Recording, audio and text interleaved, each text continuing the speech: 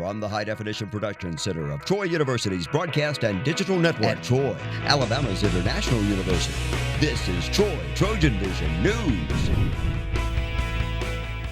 Hello and welcome to Troy TrojanVision News for October 4th, 2016.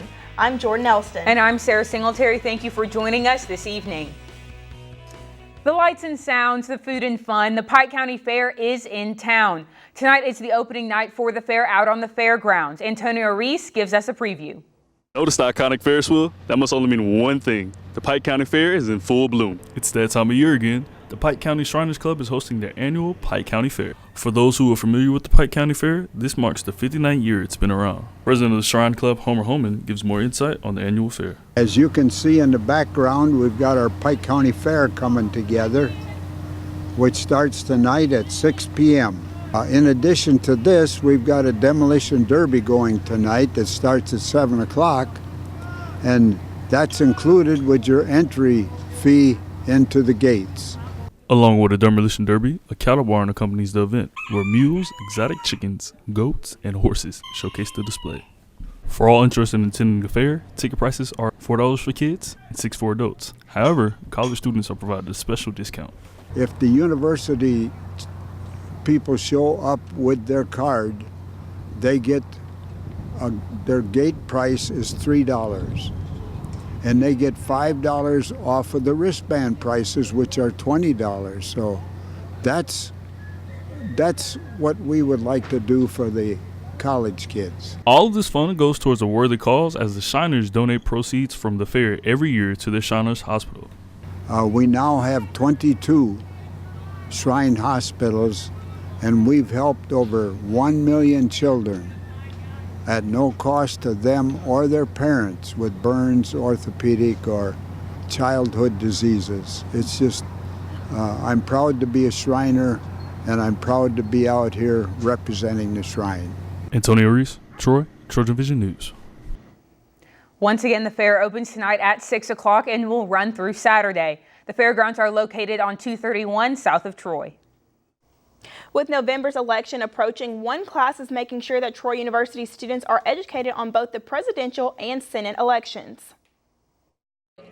Troy University's Intro to Political Philosophy class extended beyond the classroom on Tuesday in an effort to reach out to other students. We are having a voter registration information event, and it's sort of a play on the traditional voter registration drive. However, instead of registering people ourselves, we're giving them the information so that they can register themselves. And it is completely non-biased, so we're not favoring any particular candidate. As you can see, we have all four of the main presidential candidates up on the board, but we are trying to encourage people to register as the deadline is coming up. Not only is this voter registration drive an opportunity to teach fellow Trojans about the upcoming election, but also for students in the class to gain some in-class credit. They get points for participating in the booth or participating at the booth, and they also, each one of them wrote up some sort of non-biased information pamphlet. So some students wrote up information on how to register to vote in Alabama, others did Florida, Tennessee, Mississippi. One main focus of the drive is to let Troy University students know that the ballot in November will contain more than just the names of presidential candidates. First-time voters, they think the only person on the candidate, the only race on the candidate is the president's, but in actuality they're going to be asked 10, 12, 15 questions, and so we want them to be informed about those as well. So our second question is, have you decided who you're going to vote for senators?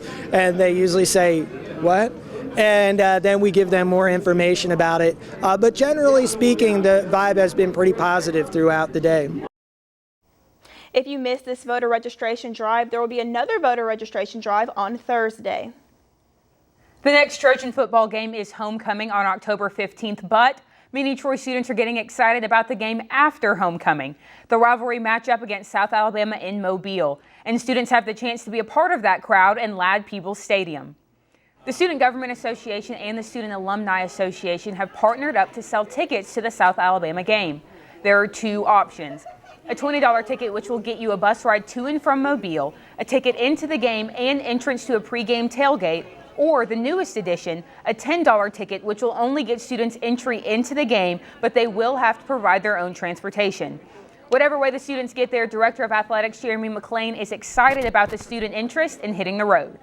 But what I've seen since I've been here is the connection with the students, especially, and our coaching staff has done an excellent job on the football side of helping grow that. But the connection with our students has been wonderful. I mean, we've very few games since I've been here have we not had a packed student section at home. And so I think this is just trying to take that show on the road, if you will, and our students are excited about it. They're excited about the opportunity to I think, create a student section in a visiting venue, which will be really cool, and we're excited about the opportunity to do that.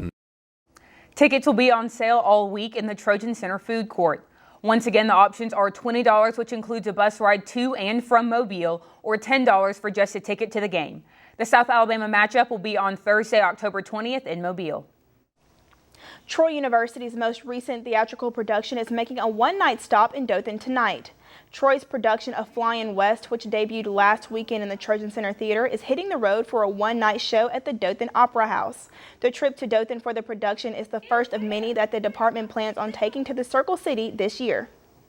Commitment, from the highest levels of the university and the College of Communication and Fine Arts to get what we do here on the main Troy campus out into the community. So I think going forward, what we're going to try to do is do at least one performance in Dothan every year.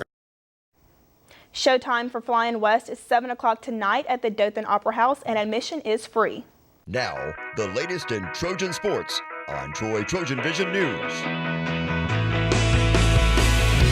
Your fans into the world of Trojan sports. Let's tackle some Trojan football. Last week I mentioned the difficulties in traveling west on the plane, and a 5-hour flight didn't seem to affect the team all too much as the Trojans stumbled with a fumble on the first play from scrimmage, but rebounded nicely to put up 34 points. Well, I might say the offense stumbled because the defense performed solidly, recording 2 more interceptions to increase their nation-leading total to 12 and tallied 4 sacks.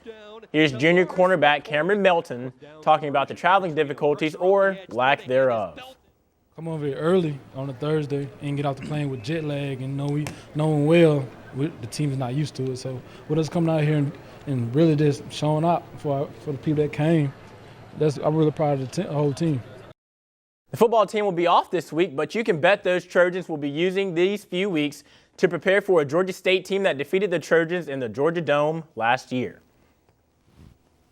And it wasn't as easy a weekend for the volleyball team as they were unable to bring home a win in their 2 matches. But despite that, head coach Senator Kirkpatrick was very pleased in the play of his team and mentioned how they even got back to square one.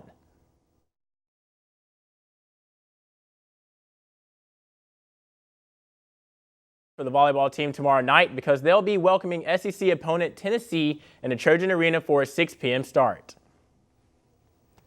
And it was serves up for the men's tennis team who was back on the courts for their first fall tournament in, Houston, Texas. The Rice Invitational, as a matter of fact, where head coach Scott Kidd said he was very pleased with the play of his team in a deep field. There was a lot of depth in the tournament, but I was very, very excited how the first day we went out because we've only got to practice 2 weeks as coaching staff with them because of the 20-hour-a-week rule.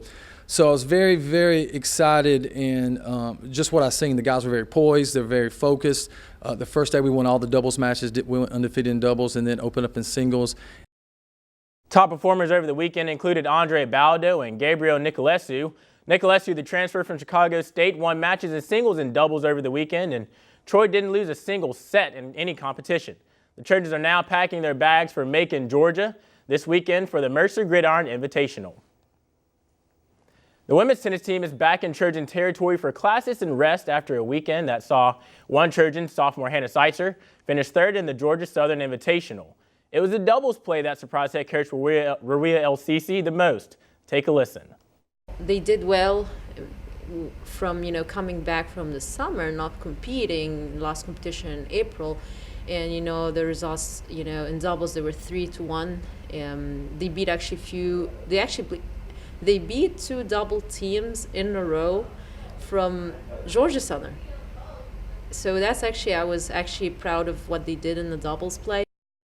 Sophomore Luisa Ferrati and senior Alicia Rodriguez got the winning going in doubles competition with a 6-1 win over UNC Asheville.